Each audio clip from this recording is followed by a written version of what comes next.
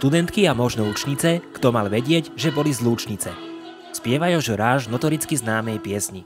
A práve tieto nádherné slovenské devy aj s junákmi zavítali 27. júna do nášho mesta. Krásy slovenského folklóru predstavili v svojom reprezentačnom programe.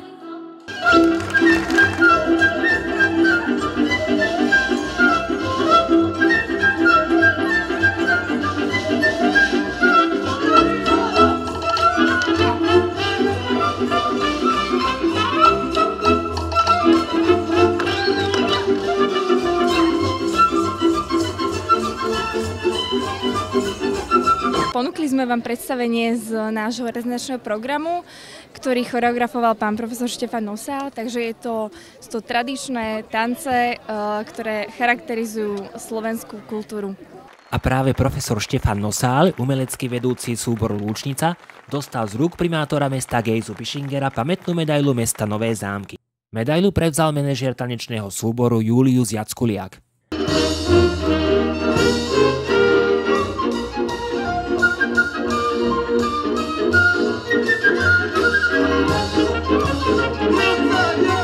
Úvodom ste mohli vidieť šarišskú polku, teda z oblasti Šariša.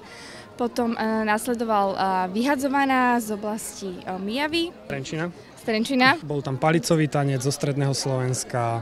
Bolo to naozaj pestré od západného Slovenska až po to východné Slovensko, všetko obsiahnuté. Máte na sebe zaujímavé kroje, vedeli by ste nám ich nejako popísať?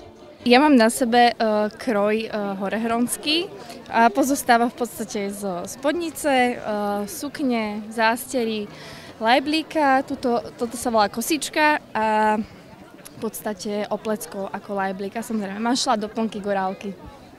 Ja mám typický mužský kroj, jednoduchý, s košelou, mužský opasok veľký, sukené nohavice, čižmy a veľký klobúk. To je veľmi typické pre Horehronie. Letný večer vo folklórnom duchu otvoril detský a mládežnícky folklórny súbor Matičiarik. Matičiarik pôsobí pri miestnom odbore Matice Slovenskej už 21 rokov.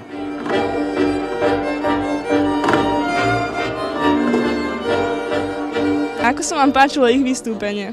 No ja úprimne poviem, že my sme nemohli nejako pozerať ich predstavenie, pretože bolo krátke a bolo tesne pred nami, čiže my sme sa vzadu rozcvičovali, ale ja verím, že čo som mohol vidieť na generálke, tak boli veľmi šikovní.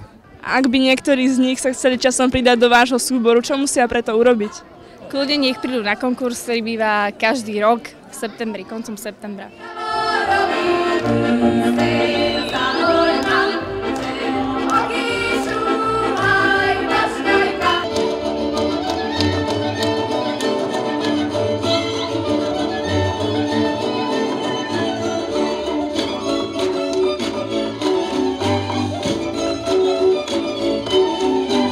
Ja musím povedať, že novozámskí diváci boli veľmi srdeční, veľmi nás podporovali potleskom, čo nás veľmi podporovalo v našich výkonoch, veľmi dobre sa nám tu vystupovalo. Ja tu mám dokonca rodinu, takže som mala aj domáce prostredie, takže pre mňa to bolo skvelé. Novozámčania sa za vystúpenie obďačili búrlivým potleskom. Veď Lúčnica pre nich pripravila nezabudnutelný kultúrny zážitok lahodiaci oku aj srdcu.